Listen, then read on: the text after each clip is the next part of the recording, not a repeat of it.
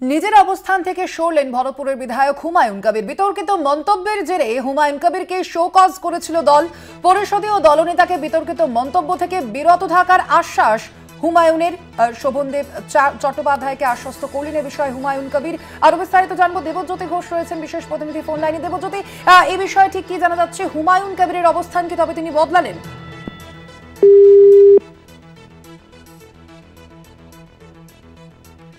নিজের অবস্থান থেকে সরলেন ভরতপুরের বিধায়ক হুমায়ুন কবির। বিতর্কিত মন্তব্যের জেরে হুমায়ুনকে শোকজ করা হয়েছিল দলের পক্ষ থেকে। আপনারা জানেন বিধানসভায় বিতর্কিত মন্তব্য করেছিলেন হুমায়ুন কবির এবং তার প্রেক্ষিতে এই শোকজ করা হয়েছিল দলের পক্ষ থেকে হুমায়ুন কবিরকে। যদিও তিনি বারংবার জানিয়েছিলেন যে তিনি তার যে অবস্থান সেই অবস্থানেই অনড় রয়েছেন ভরতপুরের বিধায়ক।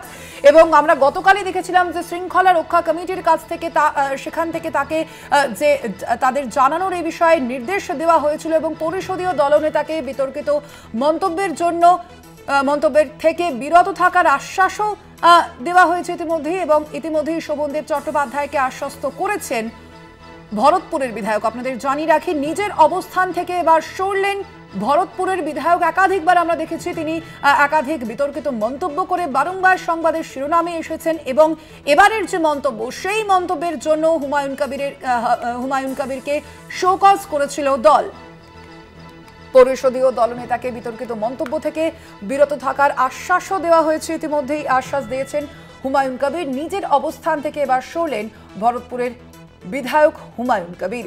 সাম্প্রদায়িক মন্তব্যের কারণে বিতর্ক সৃষ্টি হয়েছিল এবং সেই বিতর্কের জেরেই শোরগোল পড়ে গিয়েছিল রাজ্য রাজনীতিতে এবং তারপরেই আমরা দেখেছিলাম শোকজ করেছিল তাকে দল। যদিও হুমায়ুন কবির যেমনটা জানিয়েছিলেন তার পরবর্তীতে যে তিনি তার যে বক্তব্য, তিনি তার যে মন্তব্য, সেই মন্তব্য এবং অবস্থানে অনড় ছিলেন ভরতপুরের বিধায়ক। যদিও গতকালই আমরা দেখেছিলাম যে পরিষদীয় দলনেতাকে বিতর্কিত মন্তব্য থেকে বিরত থাকার নির্দেশও দেওয়া হয়েছিল এবং এবার শোভনদেব চট্টোপাধ্যায়কে সেই বিষয়ে আশ্বস্ত করেছেন ভরতপুরের তৃণমূল বিধায়ক। শোভনদেব চট্টোপাধ্যায়কে আশ্বস্ত করলেন হুমায়ুন কবির যে তিনি এর পরবর্তীতে এই ধরনের কিছু বক্তব্য, এই ধরনের কিছু মন্তব্য তিনি করবেন না। সেই মতোই শোভনদেব চট্টোপাধ্যায়কে আশ্বস্ত করেছেন হুমায়ুন কবির। আপনাদের জানিয়ে রাখি, নিজের অবস্থান থেকে এবার সরে দাঁড়ালেন অবশেষে ভরতপুরের তৃণমূল বিধায়ক হুমায়ুন কবির। বিতর্কিত মন্তব্যের জেরে আমরা দেখেছিলাম হুমায়ুন কবিরকে অর্থাৎ ভরতপুরের তৃণমূল বিধায়ককে শোকজ করা হয়েছিল দলের পক্ষ থেকে, কিন্তু এবার নিজের যে অবস্থান সেই অবস্থান পরিবর্তন করলেন হুমায়ুন কবির। ইতিমধ্যেই শোভনদেব চট্টোপাধ্যায়কে তিনি সেই বিষয়টি সম্পর্কে আশ্বস্ত করেছেন যে এর পরবর্তীতে তিনি এই রকম কোনো মন্তব্য করবেন না, জানিয়েছেন ভরতপুরের তৃণমূল বিধায়ক। আপনাদের জানিয়ে রাখি,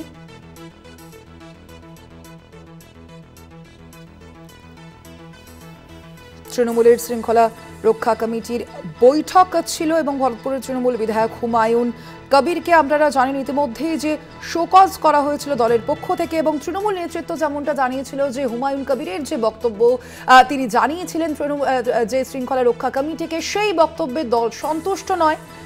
যদিও তারপরেই এবার দেখা যাচ্ছে যে তার অবস্থান বদল করার কথা জানালেন হুমায়ুন কবির। ভরতপুরের তৃণমূল বিধায়ক তিনি যেমনটা জানালেন যে তিনি শোভনদেব চট্টোপাধ্যায়কে ইতিমধ্যে সে বিষয়ে আশ্বস্ত করেছেন। নিজের অবস্থান বদল করলেন ভরতপুরের তৃণমূল বিধায়ক। আপনারা জানেন গতকালই আমরা দেখেছিলাম হুমায়ুন কবিরকে আজ শৃঙ্খলা রক্ষা কমিটির সামনে হাজির হতে বলা হয়েছিল এবং তারপরেই সেখানে হুমায়ুন কবিরের অবস্থান বদল। শৃঙ্খলা রক্ষা কমিটির সামনে হাজির হতে বলা হয়েছিল আমরা জানি এবং তারপরেই অবস্থান বদল করলেন ভরতপুরের তৃণমূল বিধায়ক। বিতর্কিত মন্তব্যের জেরে হুমায়ুনকে এর আগেই আমরা দেখেছিলাম শোকজ করেছিল দল এবং তার পক্ষ থেকে যে চিঠি দেওয়া হয়েছিল তিনি কিন্তু সেখানে জানিয়েছিলেন তিনি তার যে মন্তব্য, যে বক্তব্য থেকে সরছেন না, তিনি তার অবস্থানে অনড়। এবং গতকাল আমরা দেখেছিলাম শৃঙ্খলা রক্ষা কমিটির পক্ষ থেকে তাকে হাজির হতে বলা হয়েছিল এবং এবার নিজের অবস্থান বদল করলেন ভরতপুরের তৃণমূল বিধায়ক। বিতর্কিত মন্তব্যের জেরে শোকজ করা হয়েছিল তাকে এবং পরিষদীয় দলনেতাকে বিতর্কিত মন্তব্য থেকে এবার বিরত থাকার কথা বলা হয়েছে কমিটির পক্ষ থেকে এবং ইতিমধ্যে শোভনদেব চট্টোপাধ্যায়কে এ বিষয়ে আশ্বস্ত করেছেন হুমায়ুন কবির। আরো বিস্তারিত জানবো, ফোন লাইনে রয়েছেন বিশেষ প্রতিনিধি দেবজ্যোতি ঘোষ। দেবজ্যোতি, তাহলে কি নিজের অবস্থান থেকে সরে দাঁড়ালেন এবার ভরতপুরের তৃণমূল বিধায়ক? কি জানা যাচ্ছে, কি বললেন তিনি?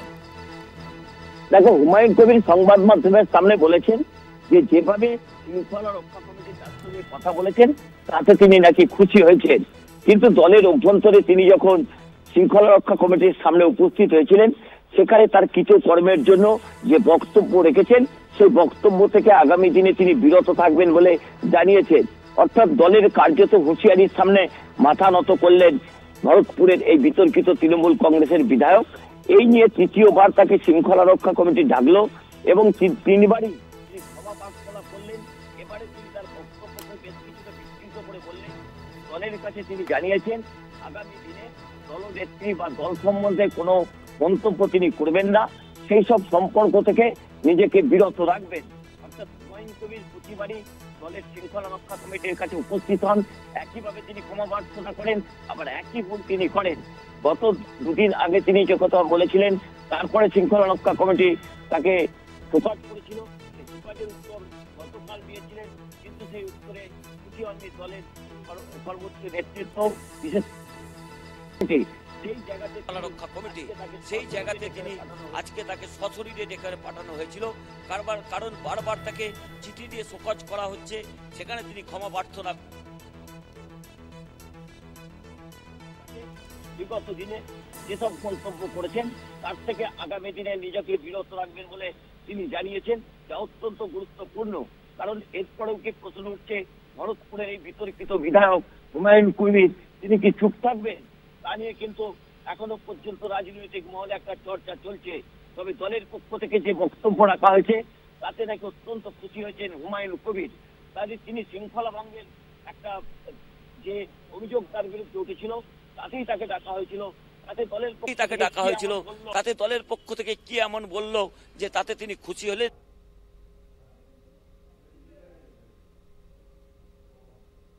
দিয়েছেন তিনি যে ক্ষমা প্রার্থনা করেছেন সেই বক্তব্য তিনি একদম রাখলেন না। তিনি যেটা বললেন আগামী দিনে এইসব মন্তব্য থেকে তিনি নিজেকে বিরত রাখবেন। কল্যাণী,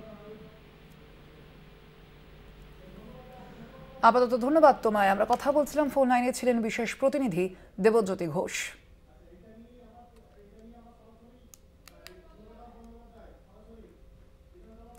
আমরা বিষয়ে আরো বিস্তারিত জানবো। আমাদের সঙ্গে সরাসরি বিধানসভা চত্বর থেকে রয়েছেন আমাদের আরো এক প্রতিনিধি দুর্গাদাস বন্দ্যোপাধ্যায়। দুর্গাদাস, সেক্ষেত্রে আমরা যেমনটা দেখতে পেলাম যে হুমায়ুন কবিরকে কিন্তু আজ আবারও ডাকা হয়েছিল এবং হুমায়ুন কবির তিনি কি তার নিজের যে অবস্থান সেই অবস্থানের পরিবর্তন ঘটালেন? আজ কি জানালেন হুমায়ুন কবির এই বিষয়ে?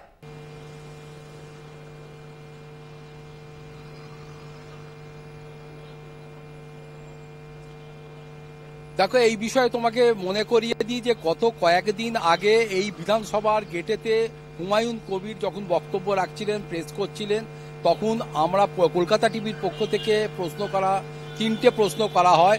যে প্রশ্নের উত্তর দিতে গেলে তিনি বলেন যে আপনারা লিখে নিন, আগে আমার দল নয়, আগে আমার কমিউনিটি, তারপর আমার দলের অনুশাসন বুঝি না, আমার কমিউনিটির প্রশ্নে যেখানে যদি কেউ কোনো কথা বলে বা কেউ আক্রান্ত করে তাহলে সেই বিষয়টা আমি দেখে নেব। পাশাপাশি তিনি বলেন যে বিরোধী দলনেতা যদি ক্ষমা না চান তার পূর্বের বক্তব্যের জন্যে, তাহলে মানে তিনি যখন এই মুর্শিদাবাদ যাবেন তখন তার লোকেরা তাকে আটকে রাখবে, ঘিরে রাখবে এবং মুর্শিদাবাদে তাকে ঢুকতে দেওয়া হবে না। এর প্রশ্নের উত্তরেও তিনি কোনো সদুত্তর দিতে পারেননি। এর পরিপ্রেক্ষিতেই দলের সুপ্রিমো মমতা বন্দ্যোপাধ্যায়ের নজরে যখন এই বিষয়টা আসে, তিনি তখন তার নির্দেশে দলের যে ডিসিপ্লিনারি কমিটি এবং পরিষদীয় দলনেতার পক্ষ থেকে তাকে শোকজ করা হয় এবং তার চিঠির উত্তর দুদিনের মধ্যে দিতে বলা হয়েছিল। সেই উত্তরেও কিন্তু আমরা জানতে পারি যে মুখ্যমন্ত্রী মমতা বন্দ্যোপাধ্যায় খুশি নন। তারপরে আজ যখন তাকে বিধানসভার অন্দরে ডিসিপ্লিনারি কমিটির পাশাপাশি পরিষদীয় দলনেতা শোভনদেব চট্টোপাধ্যায়ের ঘরে তাকে ডেকে তার বক্তব্য শুনতে যাওয়া হয়, তিনি তখন বলেন যে আমি মেজাজ হারিয়ে এই ধরনের কথা বলে ফেলেছি, কিন্তু কোনোভাবেই আমি আগামী দিনে এটা অ্যাসিওর করছি দলকে যে আমি দলের অনুশাসন মেনে চলব এবং যে সংবিধানের শপথ আমি নিয়েছি তা আগামী দিনে তার মান তার সম্মান আমি অক্ষুণ্ণ রাখবো, এমন কোনো মন্তব্য আর আগামী দিনে আমি করব না, যাতে সংবিধানের অপমান হয়, দলের ডিসিপ্লিনারি কমিটি বিব্রত হয়।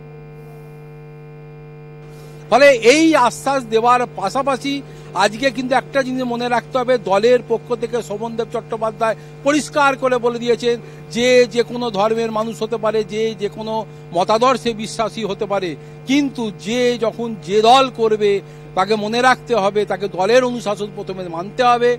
দ্বিতীয় নম্বর কথা হচ্ছে, মানুষের দ্বারা নির্বাচিত হয়ে তিনি জনপ্রতিনিধি হয়ে এই বিধানসভায় অন্দরে তিনি বিধায়ক হয়ে এসেছেন, অতএব সেখানে সংবিধানের প্রত্যেকটি বিষয় তাকে মানতে হবে, তিনি মানতে বাধ্য। এমন কোনো মন্তব্য যাতে না করা হয় যেখানে সংবিধানকে ছোট করা হয়, খাটো করা হয়, তাকে অসম্মান করা হয়। এই বিষয়টাতেও তিনি পরিষদীয় মন্ত্রী তথা নেতা শোভনদেব চট্টোপাধ্যায়কে অ্যাসিওর করেছেন যে আগামী দিনে এমন কোনো ধরনের মন্তব্য তিনি করবেন না। এবং শোভনদেব চট্টোপাধ্যায় আজ আমাদের সাংবাদিকদের কাছে জানিয়েছেন যে শুধুমাত্র কিন্তু এই বিষয়ে এই ভরতপুরের বিধায়ক হুমায়ুন কবিরকেই কসান করা হলো এমনটা নয়, এই বার্তা পাঠিয়ে দেওয়া হয়েছে শাসক দল তৃণমূল কংগ্রেসের প্রত্যেকটি বিধায়কের কাছে। তারা যেন আগামী দিনে এটা মাথায় রেখে চলেন, যাই করুন না কেন। মুখ্যমন্ত্রী মমতা বন্দ্যোপাধ্যায় যে ধর্মনিরপেক্ষতার বার্তা দেন, মুখ্যমন্ত্রী মমতা বন্দ্যোপাধ্যায় যাই করুন না কেন সংবিধানের মধ্যে থেকে করেন, সংবিধানের প্রত্যেকটি ধারা মেনে করেন, আইনের বাইরে তিনি আইনের ঊর্ধ্বে কখনো ওঠেননি। সেই কথাটা মাথায় রেখেই প্রত্যেককে বলেছে দায়িত্বশীল মন্তব্য করতে হবে দলের মধ্যে থেকে, এবং আগামী দিনে যা কিছু বলবেন, যা কিছু করবেন সেটা দায়িত্বশীলতার সঙ্গে করতে হবে। এমন কোনো কাজ যেন না করা হয় যেটা দলের সুপ্রিমো থেকে শুরু করে বিধানসভার যিনি পরিষদীয় দল নেতা বা পরিষদীয় মন্ত্রী রয়েছেন তার মান সম্মান নিয়ে টানাটানি হয়। অতএব এই বিষয়টা কিন্তু প্রত্যেকের কাছে পরিষ্কার করে দেওয়া হয়েছে, এবং আজকে এটা বলা ভালো যে এই ধরনের ঘটনার পুনরাবৃত্তি আর মনে হয় শাসক দলের পক্ষ থেকে দেখাবার বা করার সাহস বা মন্তব্য করার সাহস আর কেউ দেখাবেন না আগামী দিনে, এটা বলাই যায়। ধন্যবাদ তোমায়। আমরা কথা বলছিলাম, আমাদের সঙ্গে সরাসরি ছিলেন প্রতিনিধি দুর্গাদাস বন্দ্যোপাধ্যায়।